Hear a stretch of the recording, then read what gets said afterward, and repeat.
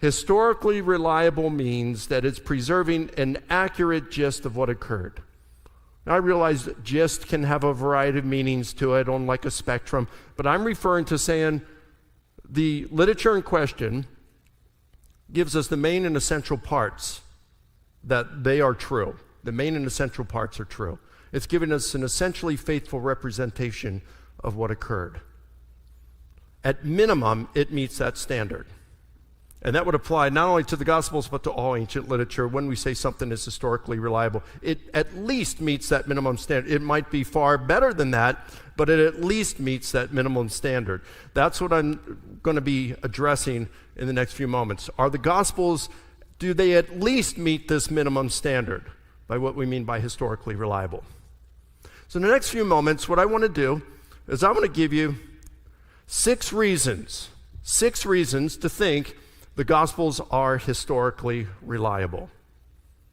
Number one, we have good reasons to believe that the author intended to write an accurate account.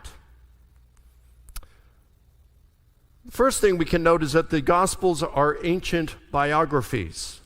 Now, not all ancient biographers were so committed to accuracy. So this only takes us so far, but it does tell us that it is a historical genre. They are not written as ancient novels, okay?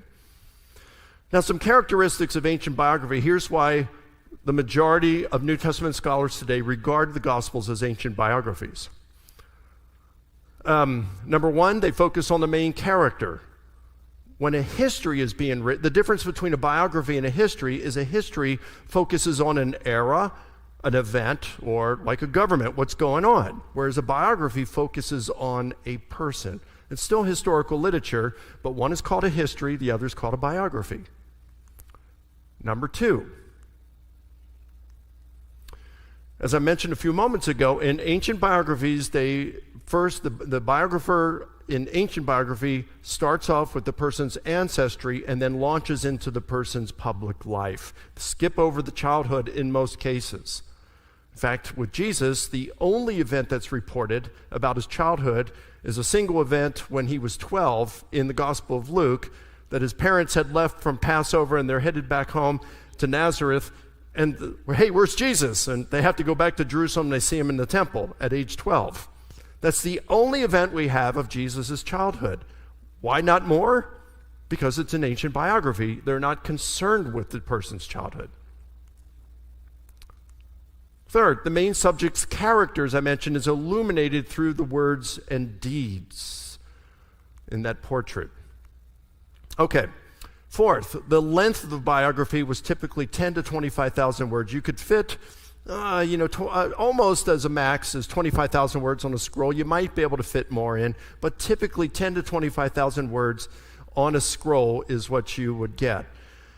So you can see the number of Greek words here in each of the Gospels. Mark is the shortest at a little over 11,000 words, and then you have Luke as the longest at a little over 19,000 words. So they fit right in with the typical length of biographies.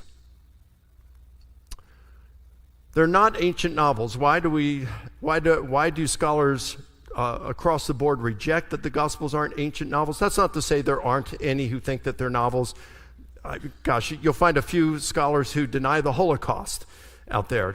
You could fit them probably on a single hand, count them on a single hand, but there are a few that would do that. There are a few on a single hand perhaps that would deny that Jesus ever existed, but typically they aren't respected historians.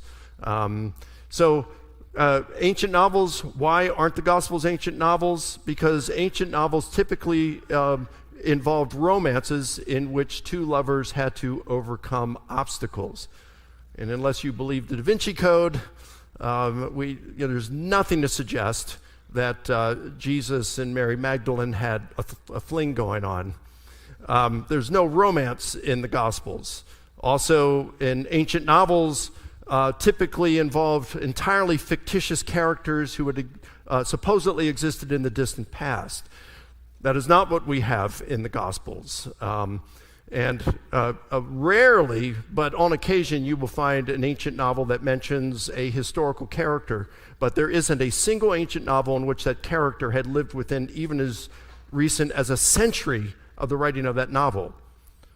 Yet in the Gospels, you've got historical characters like Caesar Augustus, Tiberius Caesar, Herod the Great, Herod Philip, Herod Antipas, Herod Archelaus, Pontius Pilate, Caiaphas, Jesus, John the Baptist. All of these are known to be historical characters and written less than a century within the time in which these people existed. So it's a biographical genre in which the Gospels are written.